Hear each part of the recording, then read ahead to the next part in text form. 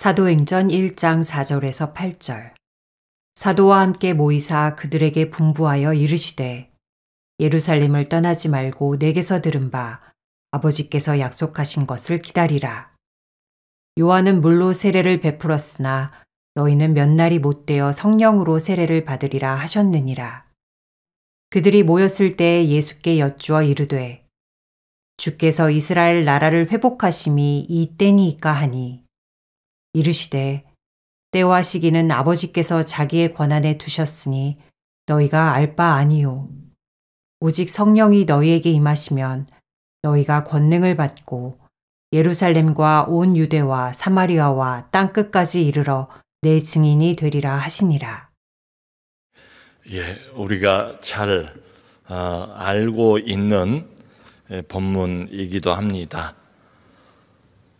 그런데 이 본문을 가끔은 좀 주목해서 다시 한번 들여다 볼 필요가 있습니다. 지금 제자들 상황을 보면 당장이라도 밖에 뛰쳐나가서 복음을 전할 그런 준비가 다 갖추어져 있는 것처럼 보여요. 예수님이 고난당하시고 십자가에 죽으신 것도 봤어요. 또 그 뒤에 말씀하신 대로 사흘 만에 다시 살아나셔서 제자들 앞에 나타나시지 않습니까? 부활하신 모습도 직접 눈으로 여러 번 목격을 했습니다. 그리고 여기 사도행전 1장을 보면 부활하신 뒤에 예수께서 40일 동안을 날짜까지도 아주 정확하게 기록이 되어 있습니다. 40일 동안 제자들과 함께 있으면서 하나님 나라의 일에 관해서 말씀을 해 주셨대요. 그러니까 고난도 보았고 또 예수님 3년 동안 어떻게 사역을 하셨는가를 똑똑히 옆에서 지켜봤죠. 그리고 전도 훈련도 받았고요. 그리고 부활하신 뒤에는 40일 특별 과외를 받은 셈입니다. 하나님 나라에 대해서 이제 본인들이 조금 있다가 예수님 승천하시면 하나님 나라의 사역을 이 땅에서 계속 이어나가야 되잖아요. 그러니까 볼 걸 다 보고 복음을 직접 예수 그리스도에게서 들었고 부활도 경험을 하고 그리고 40일 동안 특별 과외까지를 다 받았어요. 이 사람들이야말로 복음을 전하기에 가장 적합한 사람들. 뭐 더 할 게 있을까? 여기에 보탤 게 있을까? 거의 완벽한 조건을 다 갖추고 있는 것처럼 보여요. 그럼에도 불구하고 예수께서 제자들에게 지금 사도행전 초두에 뭘 말씀하시는가 하면 가라 세상으로 이렇게 말씀을 안 하세요. 대신에 기다리라. 그러니까 모든 게 갖추어지고 당장이라도 뛰쳐나가서 온 세상에 이분이 그리스도요, 이분이 메시아요, 이분이 구약 성경에 약속하고 있는 온 세상을 구원할 인류의 구원자입니다. 이걸 외치기 전에 잠깐 기다리라 이렇게 말씀을 하세요. 딱 한 가지가 더 필요하기 때문입니다. 성령으로 세례를 받아야 된다. 아버지께서 너희에게 약속하신 성령을 기다리라. 물 세례 말고 성령 세례. 요한은 물론 너희에게 세례를 주었지만 얼마 후에 너희는 성령으로 세례를 받을 것이다. 이것 한 가지가 남아 있습니다. 여러분, 이 전 시대와 이후 시대 성령이 오시기 전과 성령이 오시고 난 이후의 시대가 구별이 됩니다.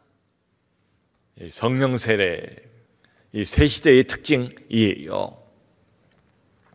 왜 그런가 하면 이제 이 뒤에 쭉 사건을 통해서 아니면 설명을 통해서 설교를 통해서 그 이유가 반복해서 등장을 합니다. 교회가 왜 이 땅에 존재하는가? 신자가 왜 세상 한복판에 있는 것인가? 그러니까 우리가 생각하는 신자 말고 하나님이 생각하는 하나님의 백성 또 하나님의 자녀를 왜 어두운 세상 한복판에 심어 놓으셨는가? 살게 하시는가? 얼마나 참 이렇게 이리저리 부대끼면서 죄의 유혹도 많고 시험도 많고 넘어지기도 하고, 그럼에도 하나님께서 교회를 설립하시고 하나님의 백성들을 요소요새 세상 어디든지 어느 회사든 직장이든 시장이든 어떤 전문직이든 하나님의 자녀, 하나님의 백성 없는 데가 없잖아요. 사방군데 하나님이 마치 흩뿌려 놓으신 것처럼 하나님의 백성들을 온 세계 사방천지에 다 심어 놓으셨어요. 왜냐? 예수를 증거하도록 말이죠. 그런데 여러분, 여기 큰 하나 전제가 있습니다. 뭔가 하면 예수를 이렇게 증거하는 것은 절대로 우리의 어떤 인간의 논리 가지고 되는 게 아니래요. 인간의 어떤 말재주 가지고 되는 게 아니래요. 인간의 어떤 웅변과 설득력 가지고 되는 게 아니래요. 될 것처럼 생각을 할 수도 있어요. 근데 안 돼요. 여러분, 훌륭한 사람들 우리 주변에도 꽤 있잖아요. 도덕적으로 훌륭한 사람, 인격적으로 훌륭한 사람, 도덕적인 감화라는 것도 하나의 파워 아닙니까? 인격적인 감화, 얼마나 이게 참 필요한 겁니까? 참 좋은 겁니까?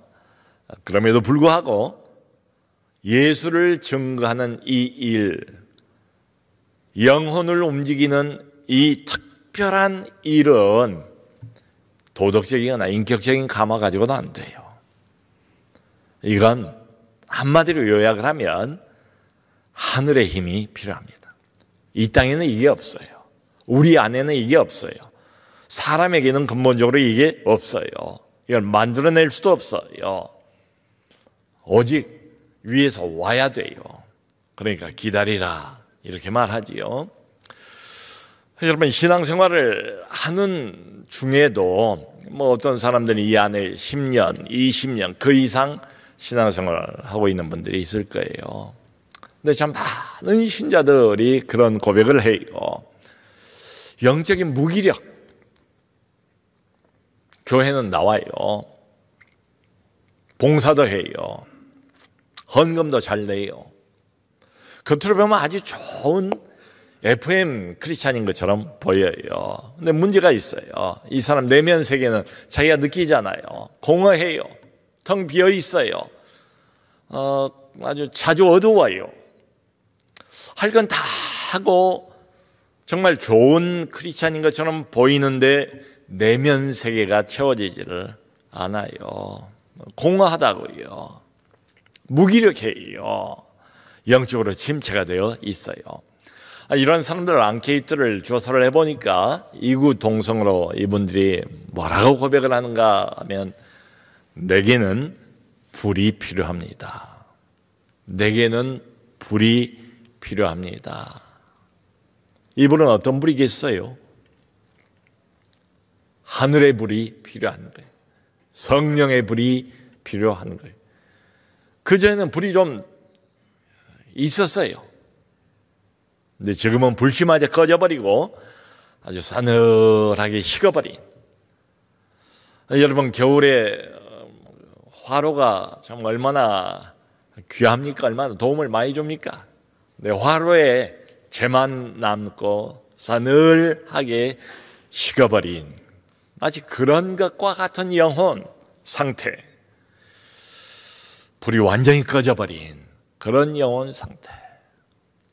이구동성으로 말하기를 나에게는 불이 필요합니다. 거룩한 불, 하늘의 불, 성령의 불이 필요합니다. 어떤 참 탁월한 부흥 강사가 그런 말을 했습니다. 만일에 우리 예수 믿는 신자들이 성령을 잊어버리지 않고 의식하기만 하는 것으로도 우리가 당면한 문제의 90%는 해결될 수 있다. 오직 답답하면 이렇게 수치까지 이야기를 했겠나 하는 생각이 들어요. 우리 예수 믿는 신자들이 성령을 의식하는 것, 아하, 그렇지. 성령님이 계시지. 내가 혼자가 아니지. 내 안에 성령이 내주하고 계시지. 그분이 나를 돕기 위해서 나와 함께 하시지. 영원토록 나와 함께 하시는 카운슬러, 나의 영원한 헬퍼, 돕는 자, 하나님이 이 광야 세상, 어두운 세상, 내가 영적 전투에서 쓰러지고 희생당하지 않도록, 늘 패배만 하지 않도록 나를 붙들기 위해서 내 안에 영원토록 두신 살아계신 하나님, 제3위이신 인격체, 나와 교제할 수 있는, 나와 코이노니아를 나눌 수 있는 그 하나님이 지금 내 안에 계시지. 성령을 의식하는 것만으로도 우리가 당면한 문제의 90%는 해결될 수 있다. 이런 말을 했어요. 여러분, 그런데 예수님의 이 말을 지금 말귀를 못 알아듣는 것 같아요. 제자들은 동문서답식이에요. 주여, 이스라엘 나라를 회복할 때가 이때입니까? 이스라엘 나라 로마의 속국이잖아요. 그러니까 이때야말로 부활도 하셨겠다. 성령 이제 이 말씀도 하시고, 너무너무 이 제자들이 이제 확신이 든 거지요. 야, 이 진짜구나. 예수의 말씀이 하나도 틀림이 없구나. 그렇다면 이스라엘 나라를 회복할 때가 이때입니까? 정치적인 회복, 그걸 물어본 거예요. 근데 예수님께서는 말씀하신 걸 보면 정치적인 회복, 정치적인 개혁, 이건 언급도 안 하세요. 너희 알 바 아니요. 오히려 그들의 관심사를 물리치시는 것처럼 보여요. 너희 알 바 아니요. 예수님의 관심은 어디에 있는가 하면 지금 12밖에 안 되잖아요. 근데 이 12사람을 변화시키는 일, 이 12사람을 뒤집어 놓는 일, 정치를 개혁하는 일이 아니고 이 12의 내면 세계를 개혁하는 일, 여기에 온통 지금 관심을 쏟아붓고 있는 것처럼 보이지 않습니까? 그 요한복음 보면 그런 말씀이 나오잖아요. 부활하신 뒤에 아버지께서 나를 세상에 보낸 것 같이 나도 너희를 보내노라. 어디로? 세상 속으로. 이제 제자들을 무장시킨 다음에 세상 한복판으로 들여보내실 거예요. 근데 제자들이 세상으로 들어가는 이유도 뭔가 하면 이 세상의 정치를 좀 바꿔보고 그리고 제도를 개선하기 위해서 세상으로 보내시는 것도 아니에요. 오직 한 가지 목적 때문에 세상으로 들여보냅니다. 뭔가 하면 그게 뭐예요? 예수의 증인이 되도록, 내 증인이 되도록 말이죠. 여러분, 지금 우리나라가 정치적으로 매우 혼란한 가운데 있잖아요. 이걸 딱 세 가지로 표현을 한다면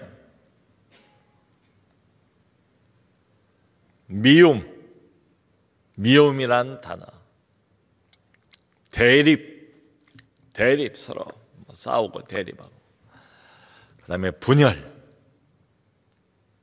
미움, 대립, 분열. 그게 지금 정치 좌든 우든, 진보와 보수, 여당과 야당, 경상도와 전라도, 지금 온 나라가 점점 가면 갈수록 더 극한적인 대립과 미움과 분열, 이것만 지금 악순환처럼 반복되고 있는 것처럼 보여요. 교회는 거기에 뛰어들지 않습니다. 무관심하죠, 외면하죠, 이런 이야기하고는 차원이 달라요. 교회가 해야 될 역할, 우선적으로 해야 될 역할, 교회가 관심 쏟아야 할 분야가 따로 있다는 말씀이에요. 여러분, 교회는 예나 지금이나 똑같아요, 목표가. 교회는 어떤 정치적인 상황 속에 있든지, 여가 아니면 야가 누가 정권을 잡든지 교회의 역할은 똑같아요. 예수의 증인, 예수를 증거하는 일을 위해서 교회는 오늘도 존재를 합니다.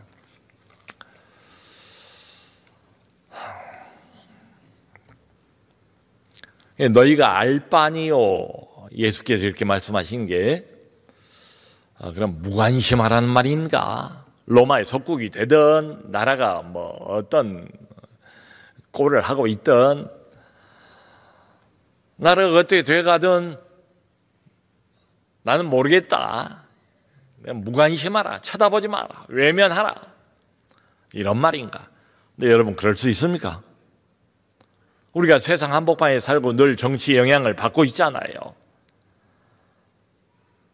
그리고 늘 신문이든 뭐 TV든 뉴스를 켜면 늘 보고 들리는 게 다 이런 정치 소식 아닙니까? 아주 무관심할 수가 없어요. 그러니까 예수께서 너희가 알 바니요, 이 말의 진정한 뜻은 뭐겠어요? 거기에 너무 지나친 관심을 쏟지 마라. 너무 지나친 에너지를, 너무 지나친 시간을, 너무 지나친 너희의 영혼의 힘을 거기다 쏟을 필요가 없다. 너희는 다른 일을 위해서 세상으로부터 부름받은 사람들이다. 너희들은 말하자면 특별한 임무를 위해서 내가 세상 한복판으로부터 다시 뽑아내서 만들어 놓은 특별한 사람들이다, 이런 뜻이죠. 그러니까 우선순위를 바로 정해라, 이런 뜻이죠. 우선순위를 바로 정하라. 여러분, 요즘 뭐 아주 여실히 예전에 비해서 더 극단적인 모습들을 보지 않습니까? 여든 야든 진보든 뭐 보수든 어때요?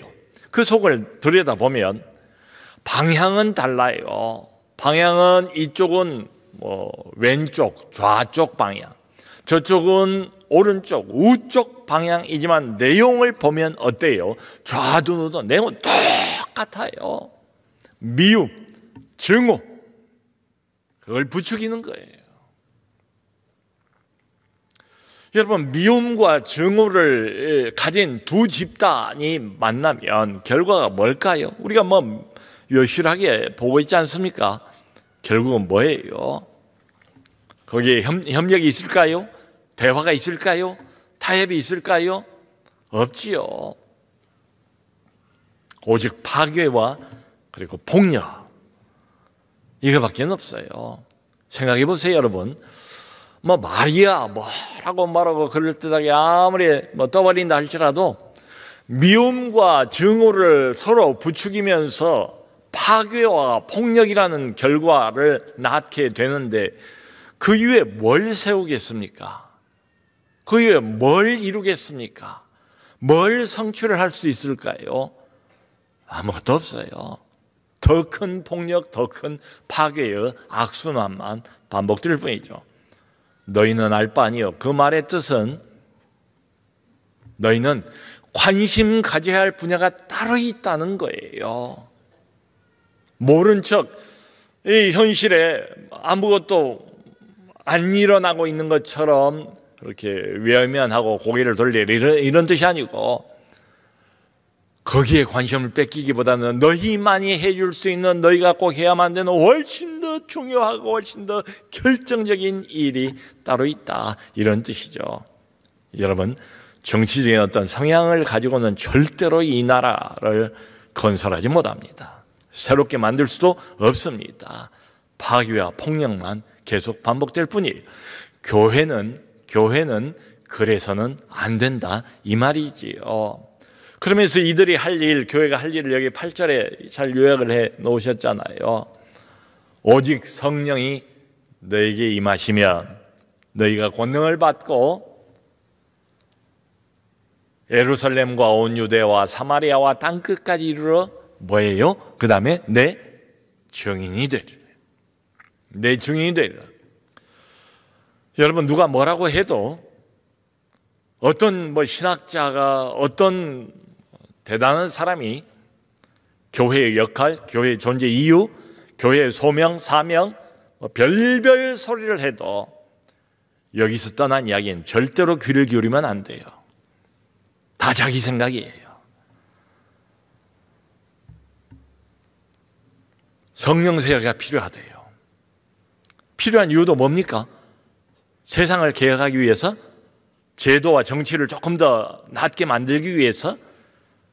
아니잖아요. 너무도 분명하게 내 증인이 되리라. 예수의 증인 되기 위해서, 교회가 효과적으로 예수를 증거하기 위해서 이게 어떤 사람의 웅변과 논리와 예쁨과 노력으로도 안 되니까 오직 한 가지, 하늘의 힘, 하나님 자신의 힘, 성령이 위로부터 부으시는 그 독특하고 특별한 하늘의 역사와 하나님 자신의 능력, 이게 절대적이기 때문에 기다리라.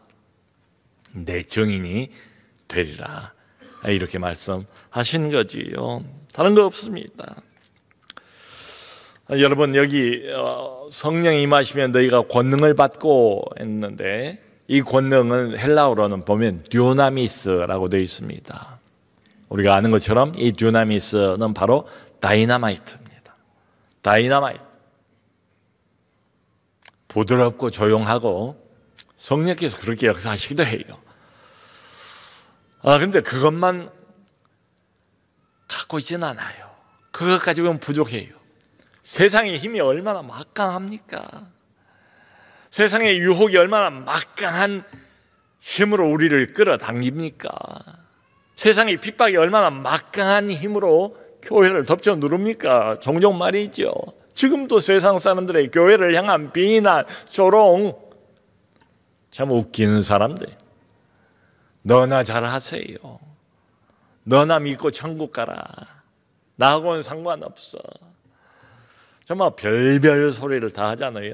이런 모든 유혹, 핍박, 반대, 이걸 다 견디면서 예수의 증인 노릇을 제대로 하는 게 쉬운 일 아니잖아요. 그래서 필요한 게 뭔가 하면 이 듀나미스, 다이너마이트. 세상의 다이너마이트 말고 하늘의 다이너마이트, 거룩한 다이너마이트, 아무도 막을 수 없는, 아무도 이길 수 없는 하나님 자신의 듀나미스 다이너마이트가 필요해요. 그러니까 그저 예수 믿고 교회 주일날이만 다니면서 그럭저럭 신자로 거기에 만족한다면 이거 필요 없어요. 그런데 정말로 예수의 증인 노릇을 제대로 하려면 개인도 필요하고 교회도 필요해요.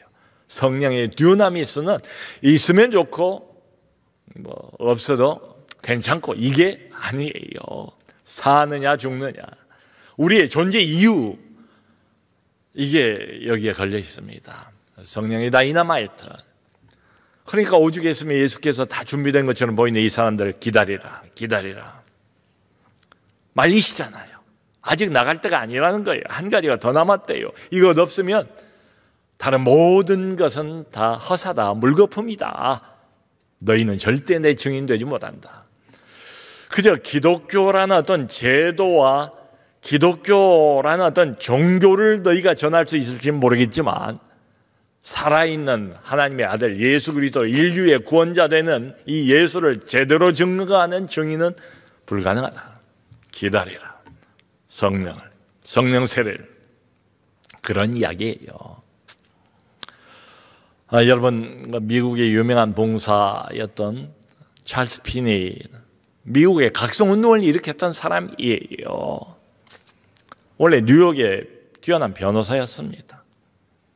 29살 때 교회는 다니는데 시당이 없는 건 아닌데 소회의가 드는 거예요. 의심이 드는 거예요.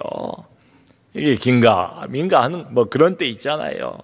신앙을 갖고 있으면서도 긴가 확신도 없고 사생결단을 내야 되겠다. 29살 되던 가을 어느 날 밤에 하나님 앞에 그야말로 영혼을 쏟아 부으면서 기도하는 가운데 성령 세례를 받습니다. 찰스 핀이 본인의 고백에 의하면 마치 하늘의 전기가 내 몸을, 내 영혼을 완전히 관통하는 것 같은 전기 충격. 혹시 이 전기 잘못 만져가지고 경험해 보신 적이 있으신지요? 성령의 전기가 내 영혼을 완전히 관통하는 것 같은 그런 충격을 받습니다.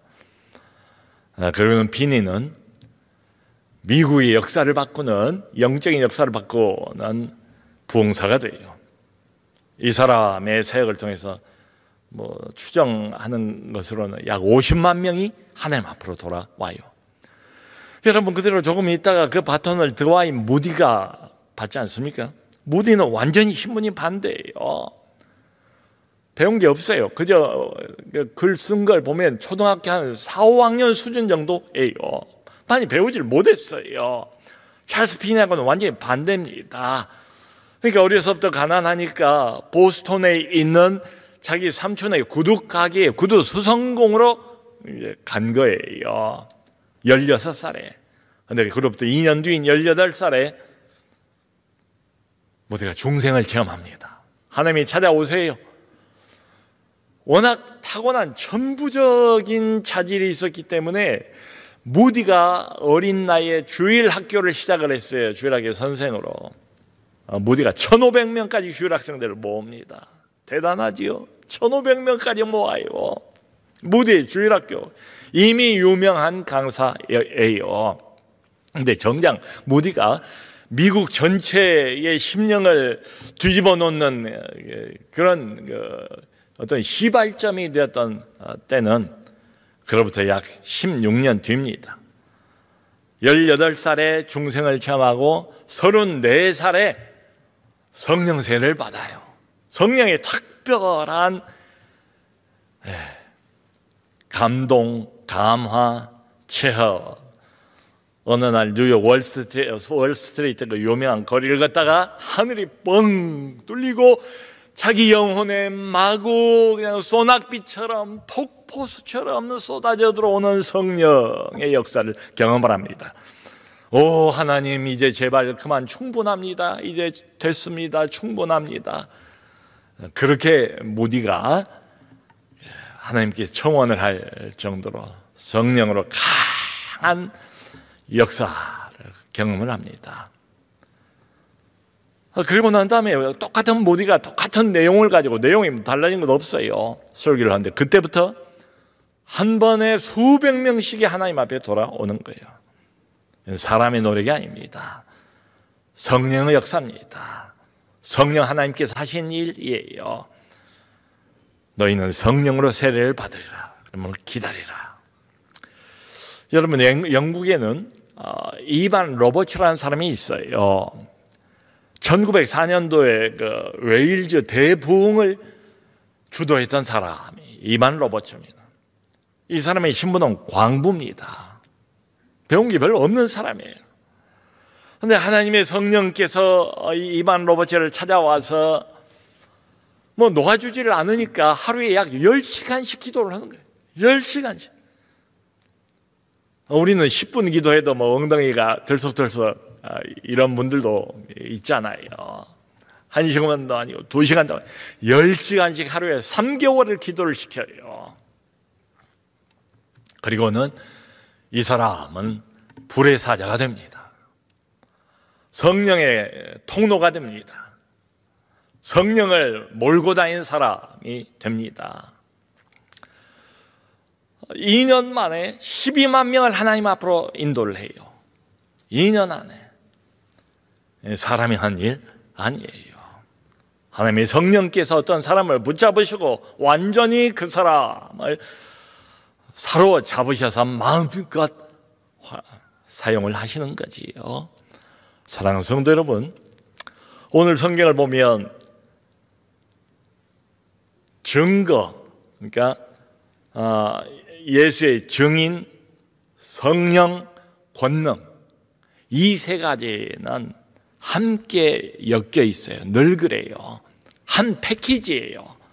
뭐 종합 선물 안에 함께 들어가 있는 내용물로 생각하면 돼요. 성령의 권능, 예수의 증인, 성령, 권능, 예수 증인, 이 세 가지는 늘 한 패키지입니다. 한 패키지로 움직여요. 예수의 증인 되고 싶으면 성령이 필요해요. 권능이 있어야 돼요.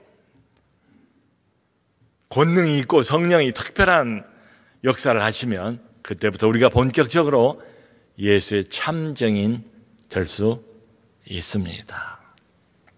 하나님의 성령께서 하신 일이다. 다른 사람들도 마찬가지예요. 이렇게 보면 어쩜 저렇게 효과적인 증인의 역할을 할 수 있을까? 모두 그냥 되는 건 없습니다. 신분하고 상관없어요. 많이 배우는가 적게 배우는가 이것도 전혀 상관이 없어요. 그 사람들의 영적인 능력의 비결, 비밀이 있다면 딱 이거 하나입니다. 기다리라. 성령으로 세례를 받을 때까지, 하늘의 권능을 받을 때까지. 우리하고 좀 신학은 다르지만 베니힌이라는 그 유명한 부흥사가 있습니다. 이 사람은 어려서부터 심한 말더듬이에요. 열등감도 많고, 말더듬이가 뭐 예수 증거를 어떻게 합니까? 대중 앞에 어떻게 나갑니까? 그런데 어떤 경우에 어쩔 수 없어서 간증을 하기로 약속을 하고 이제 대중 앞에 처음으로 선 거에 얼마나 두려웠겠습니까? 얼마나 큰 부담이 있었겠습니까?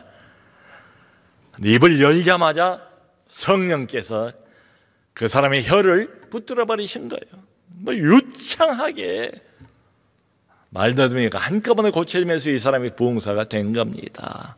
성령의 역사예요.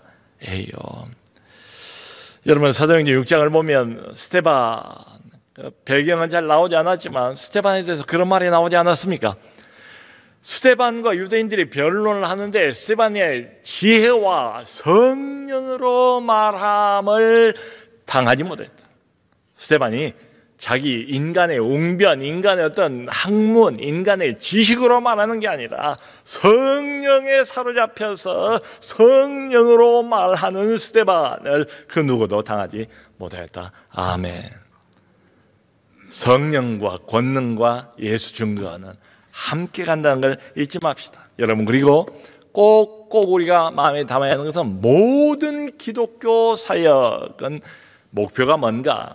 성가대를 하든 교사를 하든 조장 목자를 하든 식당에서 뭐 밥을 만들고 뭐 무슨 일을 하고 무슨 사역을 하든지 모든 기독교 사역은 딱 한 가지 공통적인 목표를 가지고 우리는 사역을 해요. 그게 뭔가 하면 예수를 증거하는 겁니다. 예수 이름을 높이는 겁니다. 하나님의 영광을 나타내는 겁니다. 이 그릇 닦고 그리고 서빙하고 그리고 주차 안내를 하고 이 모든 일들 사역을 통해서 예수를 증거하는 일. 그러니까 결론은 뭐예요? 무슨 사역을 하는 사람도 다 성령의 이 특별한 권능이 필요하다. 그걸 기억합시다. 구합시다. 간절히 구합시다. 하나님이 자기 일을 하시려고 부르고 시키는 그 사람에게 왜 이 필요한 능력을 안 주시겠어요?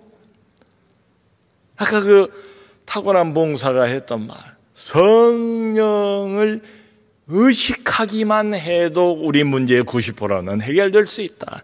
여러분은 혼자가 아닙니다. 우리는 혼자가 아닙니다. 하나님이 결코 혼자 너 알아서 이 일 잘 해보라고 내버려 두신 적이 없어요. 우리 안에는 성령이 계세요. 이미 계세요. 주여, 이 성령의 능력을 극대화시켜 주옵소서. 하늘문 여시고 성령을 소낙비처럼 폭포수처럼 내게도 부어주옵소서. 한 번만 할 게 아니고 지난번에 우리 성령의 재충만 받잖아요. 사역을 할 때마다 매주마다 매일매일 이 특별한 하늘의 권능을 구하시고 성령을 힘입어 맡겨진 일을 잘 감당한 우리 모두가 되기를 주님의 이름으로 축원합니다.